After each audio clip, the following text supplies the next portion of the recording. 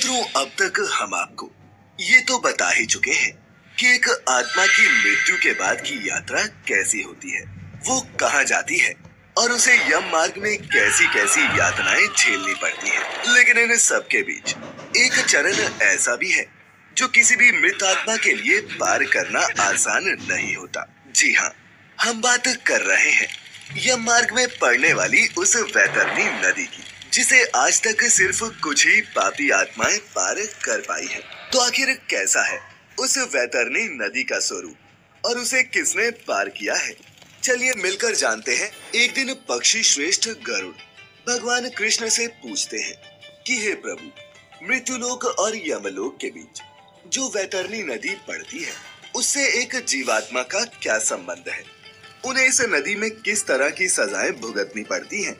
और आखिर एक पापी आत्मा इसे पार करे तो कैसे? तब भगवान कृष्ण ने उत्तर दिया, हे गरुड़, यमलोक के मार्ग में स्थित इस वैतरणी नदी का स्वरूप बहुत ही भयावह है और जो भी पापी आत्मा मरने के बाद इस नदी से होकर गुजरती है उसके लिए ये दृश्य बेहद डरावने होते हैं। बताया गया है कि ये नदी 100 योजन चौड़ी है, जो थूक और खून से गदागद भरी हुई है और इस रक्त रूपी जल के साथ साथ नदी में मांस और कीचड़ भी भारी मात्रा में मौजूद है।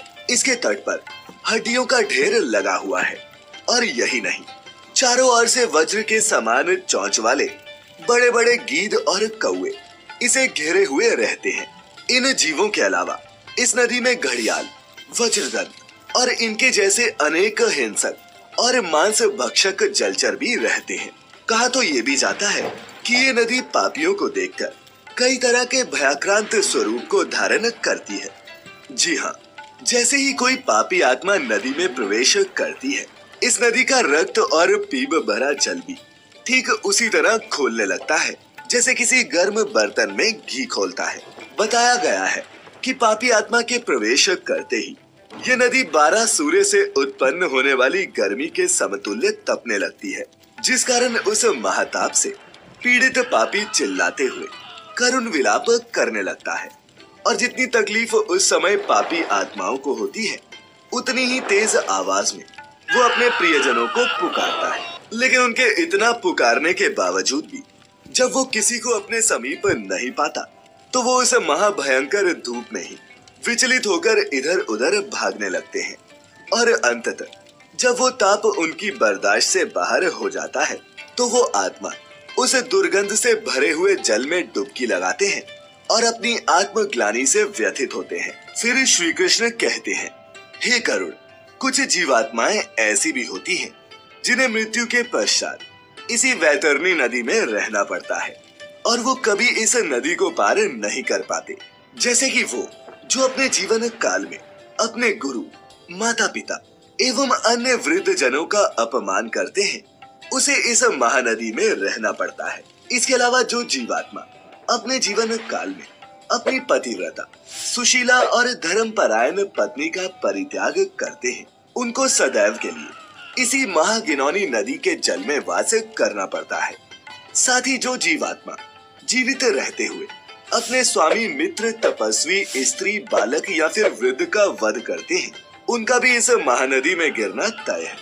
साथ ही आग लगाने वाला, विष देने वाला, झूठी गवाही देने वाला, मदिरापान करने वाला, यज्ञ का विध्वंस करने वाला, राजपत्नी के साथ गमन करने वाला, चुगलीखोरी करने वाला, कथा में विघ्न डालने वाला, स्वयं दी हुई वस्तु का ही अपहरण करने वाला, खेत की मेड़ और सेतु को तोड़ने वाला, दूसरे की पत्नी को प्रदर्शित करने वाला, प्यासी गायों की बावली तोड़ने वाला, कन्या के साथ व्यभिचार करने वाला, कपिला का दूध पीने वाला, शूद्र तथा मांस भोजी ब्राह्मण मरने के बाद वैतरणी नदी में ही वास करता है। इन सब के अलावा अहंकारी, पापी तथा अपनी झूठी प्रशंसा करने वाला, कृतघ्न और गर्भपात करवाने वालों के लिए भी वैतरणी नदी को ही उपयुक्त बताया गया है। साथ ही मित्रों, आपको बता दें कि इन पापी जीवात्माओं में भी जिसने मकर संक्रांति, सूर्य या फिर चंद्र ग्रहण, अमावस्या या फिर किसी ऐसे ही पुण्य काल में दान किया हो, उसे एक निश्चित समय के पश्चात इस नदी से यमदूतों द्वारा निकाल लिया जाता है।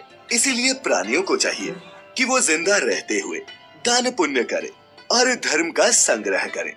यही वजह है कि हिंदू धर्म में मृत्यु से पहले गोदान भी कराया जाता है, क्योंकि हमारे धर्म में मान्यता है कि गोदान करने से मनुष्य उसी गाय की पूंछ पकड़कर इस वैतरणी नदी को पार करता है और उसे इसी सुकर्म के प्रभाव से पारलौकिक सुख की प्राप्ति होती है। इसीलिए मित्रों, प्रत्येक मनुष्य को चाहिए कि वो अपने कर्मों पर ध्यान दे, जिससे उसे मृत्यु के बाद इस भयावह नदी का सामना न करना